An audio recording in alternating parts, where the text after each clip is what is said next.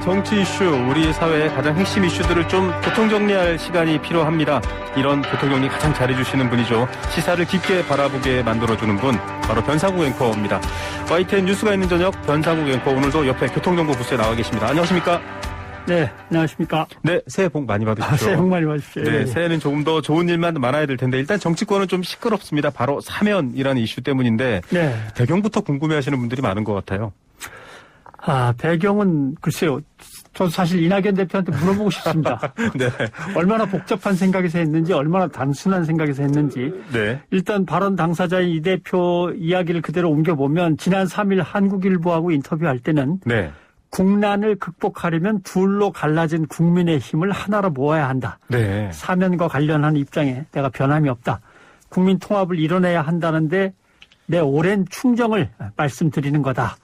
정치 또한 반목과 대결의 진영 정치를 뛰어넘어서 국민 통합을 이루는 정치로 발전해 나가야 한다. 네. 그리고 청와대와 교감이 있었던 거냐? 아니다. 그건 아니다. 그런 일 없다. 네. 그다음에 이제 문제가 돼서 여기저기서 비난의 물결이 막 솟구치니까 네. 일단 대법원의 판결을 기다려보겠다. 그러나 역시 사면은 국민을 통합하는 방법 가운데 일부라고 나는 분명히 생각한다. 이렇게 하고 이제 매듭이 지어진 겁니다. 예.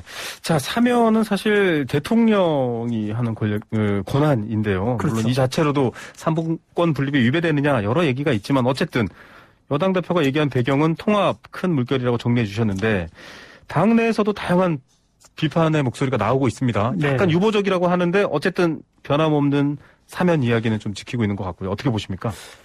일단 보기에는 이낙연 대표는 김영삼, 김대중 두 전직 대통령이 네. 전두환, 노태우 두 전직 대통령을 사면한 과거의 상황에 비추어서 네. 지금도 대통령이 감옥에 있는 두 전직 대통령을 사면하면서 국민의힘이 어떤 국정의 발목을 잡지 않고 네. 전 국민적인 어떤 통합과 화해가 이루어지면 얼마나 좋겠냐. 그런 생각을 갖고 있다고 이제 보겠습니다. 네. 또 하나의 문제는 김영삼, 김대중이라고 하는 두 거물 정치인이 이끌던 시절에 정계를 배우고 네. 경험한 사람의 입장에서는 그때의 시국관이나 그때의 정치 의식이 그대로 발현이 된다 이렇게 볼 수도 있는데 네. 쉽게 말하면 사면 복권이 갖는 무게에 비추어서 너무 좀 쉽게 꺼낸 얘기가 아닐까 하는 게 첫 번째고 두 네. 번째는 옛날 얘기인데 그거에 비추어서 그대로 적용하면 안 될 텐데 너무 올드하게 접근한 거 아닐까라는 걱정이 있는 거고 그런 거죠. 네. 정치 지도자들끼리 사면하고 악수하면서 환하게 웃고 기념 촬영하면 국민들은 네 그러셨군요 하고 따라가면 되느냐. 요새 국민은 안 그렇습니다. 그렇죠. 예. 그리고 또 하나 범죄를 저지른 사람을 법원에서 판결해서 감옥에 가두면 네. 이건 사건이나 위법한 행위에 따른 거긴 하지만 네네. 전직 대통령을 감옥에 가두는 거는 그냥 사건을 저질러서 가둔 게 아닙니다. 이거는 네. 국민이 심판한 거라고 봐야 되기 때문에 네. 사안이 무게가 다른 거라고 봐야죠. 성격도 좀 다르고. 네. 자, 이런 과정인데 앞서 말씀해 주셨듯이 전직 대통령 범죄 혐의로 수감되고 형을 확정받고 이제 곧 확정받는 분도 있으십니다만 네. 이분들에 대한 사면 그냥 나온 얘기는 아니고 전직 대통령에 대한 사례 때문에 아마 많은 얘기가 거론되는 것 같습니다. 네. 김대중 대통령이 당선인 신분으로 김영삼 당시 대통령에게 건의를 해서 두 전직 대통령 사면했습니다. 이때 사실은 저만 해도 어린 세대인데요. 예. 앵커님께서는 대기자로 오랜 시간 있었기 때문에 생생하실 것 같아요. 네네. 뭐 아직도 논란이 있는데 조금 있다가 저 민주당에서 김 의원 나오면 한번 좀 물어봐 주십시오. 알겠습니다. 김대중 후보가 대통령 당선인이 되어서 대통령 당선인 신분으로 김영삼 대통령을 만나서 전두환 노태우 씨를 사면해 줍시다라고 얘기했다는 게 12월 22일입니다. 네. 1997년. 네. 1997년 17일이 뭐냐면은 대통령 선거이기도 했지만 그때가 바로 국가 부도가 났던 IMF 사태입니다. 네. 그러니까 그로부터 며칠 뒤에 이제 그런 얘기가 나온 거거든요. 그러니까 네. 국가의 부도를 걱정하던 시절이고 네. 이제 국가 부도의 위기에서 강제로 산업을 구조조정하고 기업을 통폐합시키고 거리로 막 정리해고된 노동자들이 쏟아져 나와야 될 그런 타이밍이기 때문에 네.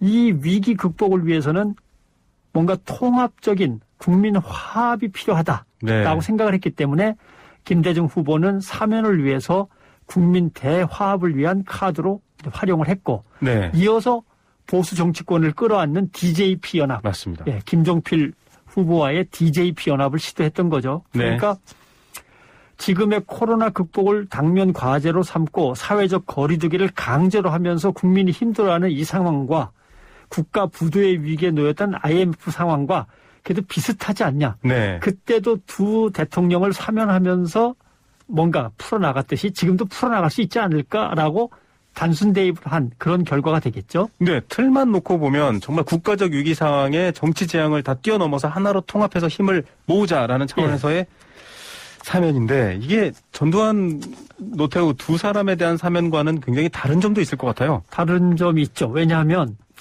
김대중 대통령과 당시 김대중, 김영삼 주변의 많은 정치 지도자들은 네.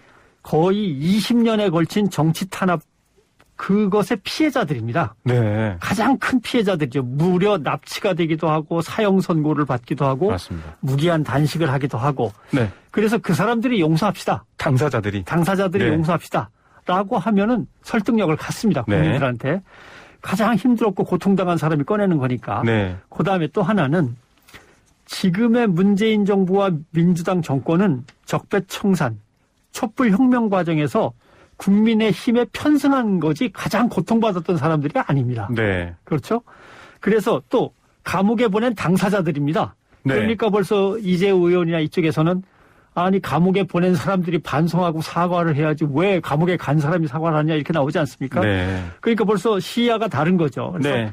감옥에 보낸 당사자인데 당사자가 또 용서하자고 말하는 건 일단 좀 애매하고 네네. 그다음에 촛불 민심이 과연 지금 용서화해에 긍정적이냐 부정적이냐 네. 이 부담을 갖고 얘기를 해야 되는 거죠. 네. 그다음에 또 김대중 대통령은 대통령에 당선되자마자 사면 카드를 꺼낸 겁니다. 네.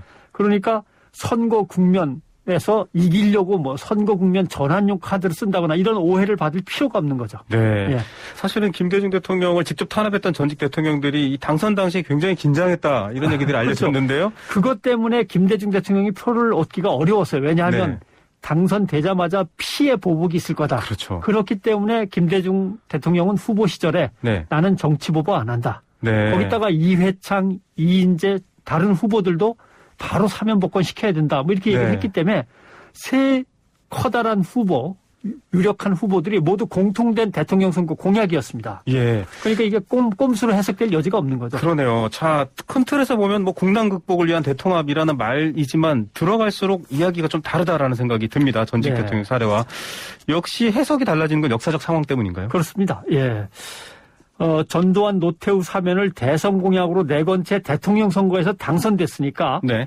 간접적으로라도 김대중 후보는 국민에게 저 나중에 당선되면 사면해도 되겠습니까? 라고 물은 게 되고 네. 국민이 대통령으로 당선을 시켰으니까 선거를 통해서 국민에게 질 정치적 부담이 확 줄어든 거죠. 네. 그걸 공약으로 내걸었는데 뽑아졌으니까 네. 결국 그런 과정과는 달리 촛불혁명과 국정농단 세력 탄핵이라는 기체 아래 적폐청산을 내걸고 대통령 선거전에서 당선된 지금의 정권은 전혀 다른 거죠. 그렇네요. 예. 네. 자, 국민의 뜻을 얼마나 읽어냈느냐가 정치인들의 능력이겠죠. 지금 네. 두 가지 사례를 놓고 비교해 봤을 때 많은 분들이 좀 갸우뚱할 것 같습니다. 자, 두 전직 대통령은 어쨌든 사면이 됐습니다. 뭐 사형 선고까지 받고 무기징역까지 받았던 내란죄 뭐 여러 가지 아주 어마어마한 죄를 가졌던 그렇죠. 분들인데 예. 사면의 효과는 어땠나요? 지난 97년 전두환 노태우 두 사람의 사면에 대해서 글쎄요. 이걸 과연 사면을 통해서 국가적 통합과 국민적 화합과 국가의 번영을 가져왔느냐. 네. 뭐 돌이켜보면 알 수 있는 거죠. 네. 아니면 오히려 역사가 퇴행했느냐. 전두환 씨 추종 세력들은 나중에 무슨 얘기들을 꺼냈냐면 네. 5.18에는 북한군이 개입했다. 역사 왜곡을 서슴지 맞습니다. 않았고 예, 지금까지 이어지면서 그걸 믿는 국민들도 상당수 됩니다. 네. 거기다가 수구 기득권 언론들이 나서고 유튜브가 이용되면서 광주 항쟁 희생자들을 뭐 홍어 택배라고 비하하는 등 폐륜적인 행위들이 마구 자행되고 어쩔 수 없이 이번에 특별법까지 만들어서 네. 광주 민주화 항쟁을 왜곡 폄훼하는 행위를 엄벌하겠다. 법을 만들 수밖에 없는 상황이었고요. 네. 또 하나 전두환 노태우 사면은 사회적 갈등만 키웠지 성공한 쿠데타는 처벌받지 않는다는 명제의 타당성을 키웠지 네. 사회 전체적인 도덕성을 위로 끌어올리지 못하고 불감증을 오히려 키웠습니다. 네. 그 이후에 대단히 죄송합니다만 네. 전과 10몇 범이 돼도 대통령 자격이 충분하고 네. 예. 그다음에 독재자에 따른 독재자 아버지의 후광을 입고 대통령이 될 수도 있는 그런 세상이 됐단 말이죠. 네. 그 헛된 신화를 만들어낸 언론들이 사면에 대해서 이번에 취할 태도는 또 너무나 뻔한 거기도 하죠. 네.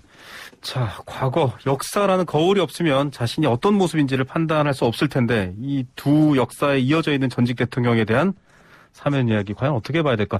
참 국민의 의미와 뜻은 못 읽고 예. 다른 뭐 엉뚱한 걸 읽고 있나 이런 비판도 나와요. 지금 말씀하신 게 핵심이 될 것 같은데 물론 국민들도 나이든 불쌍한 전직 대통령들을 좀 집에 보내주자 이런 생각을 갖고 계신 분들은 많이 계실 겁니다. 네. 그러나 문제는 그것을 어떻게 공론화시키느냐는 민주적인 절차와 방식의 문제가 있는 거죠. 네. 만약에 당 대표면 당의 공론화를 시작하게 할 수는 있지만 당의 대표니까 정책위원회나 최고위원 회의를 거쳐서 의견을 듣고 모으고 점검한 뒤에 당의 대표로서 공식 얘기를 꺼내야 되는 거지. 네. 그걸 다 생략하고 갑자기 새해 첫 마디가 그걸로 툭 하고 나오면 잘못하면 큰 실수가 되는 거죠. 네. 또 사면권자는 대통령입니다. 그렇습니다. 앞부분에 앵커께서 얘기하셨는데 대통령이 사면의 주체적인 행사자일 것 같지만 또 막상 어떻게 보면 그렇지 않습니다. 왜냐하면 사면이란 민주주의 삼권 분립을 일시적으로 무너뜨리는 거거든요. 네. 행정부 수반 대통령이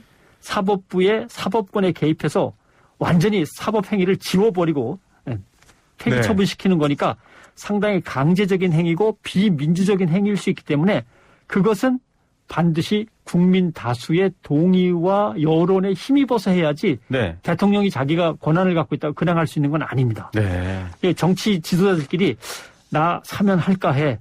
나도 그게 좋다고 생각해. 그럼 한번 해보지 뭐. 이렇게 되면은 이거는 민주주의, 국민이 주인인 민주주의가 아니라 엘리트들이 이끄는 엘리토크라시라고. 네. 네. 예, 이거는 자칫하면은 특권주의가 될 수가 있는 거죠. 예. 결과적으로 변상욱 대기자님, 변상욱 앵커님의 말을 듣다 보면 사면은 국민이 해주는 거지 정치인들이 하는 게 아니다. 라는 결론으로 가는 것 같습니다. 그렇습니다. 한동안 이게 가라앉지 않을 게 지금 사실 굵직한 선거들이 연이어 있거든요. 보궐선거와 내년 대선이 있기 때문에 이거 어떻게 정치권에서 달궈질지 걱정입니다. 글쎄요.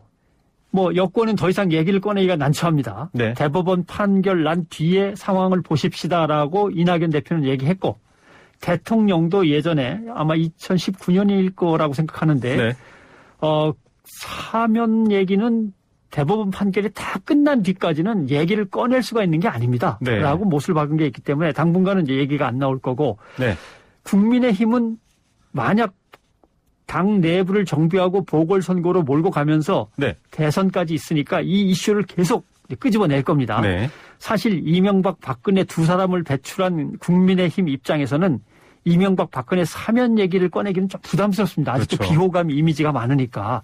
근데 여당 대표가 먼저 꺼내줬으니까 되게 고맙죠. 이거 완전히 생큐죠. 그래서 어떻게 보면 지금 최대 수혜자는 김종인 위원장입니다. 네.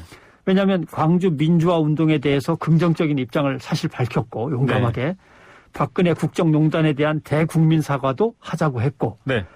그랬는데 중도층에서는 조금 호응을 했지만 당 내부에서는 비판이 컸거든요. 네. 뭐 하냐 지금 도대체 자기만 인기 끌려고 그러냐 이렇게 얘기를 했는데 막상 김종인 위원장이 이만큼 나오니까 저쪽 이낙연 대표 쪽에서도 이만큼 와서 사면 얘기도 꺼내고 김종인 위원장과 함께 영수회담 가집시다 이런 얘기도 꺼내고 하면서 봐라 내가 한 발 앞으로 쓱 나가니까 저쪽도 끌려오지 않냐 네. 이러면서 뭔가 김종인 위원장의 입지가 단단해지는 게 있죠. 그러면서 또 이득도 챙겼지만 공격할 거리도 상당히 많이 챙겼습니다. 네. 뭐냐 얘기만 꺼내고 쑥 들어가면 어떡하냐 이렇게 하면서 이제 계속 여권을 공격할 빌미가 이제 있는 거죠. 예. 두 전직 대통령의 구속 또 판결로 탄핵의 강을 건너지 못하는 보수 야당의 강을 건너게 해주는 여당 대표의 속내는 또 뭘까? 그렇죠. 참 어렵네요. 아무튼 언론이 여기서 사실 국민의 편에 서야 됩니다. 왜냐하면 주권자이자 국가의 주체인 국민을 그저 도구로 여기거나 국민의 의사와 주권이 무시된 체제로 정치 체제가 막 그냥 굴러간다면 그걸 극복하는 게 민주주의고 이 민주주의를 지키는 게 언론이어야 되는데 언론이 그 역할을 충분히 하느냐는 한번 국민이 좀 지켜봐야 될 겁니다. 네. 자, 변상욱의 눈으로 바라본 이 사안들 여러분 언론이 똑바로 지켜보는지 여러분들이 또 지켜봐 주셔야 되고요. 예. 오늘 뉴스가 있는 저녁 앵커 리포트는 뭔가요? 오늘 전경련 산하 한국경제연구원이 지난 30일에 발표해서 국민들을 깜짝 놀라게 했는데 우리 경제가 올해 마이너스 8% 성장할 수도 있다. 네. 그런데 사실 그것이 얼마나 조금 허황된 보도였는가에 대해서 팩트 체크를 하겠습니다. 네. 경제의 분야지만 또 우리 아주 여파가 큰 부분이기 때문에 예. 잘 봐주시고 저희 유튜브 청취자분이 변상욱 대기자님이 쏙쏙 들어오고 시원시원합니다라고 JJ님께서 네, 응원의 문자 주셨습니다. 그리고 뉴이조의 시작 시간이 네. 7시 15분입니다. 네. 예. 자, 7시 15분입니다. 7시 15분에 뉴이조 잊지 말아주시기 바랍니다. 앵커님 오늘 말씀 감사드립니다. 고맙습니다.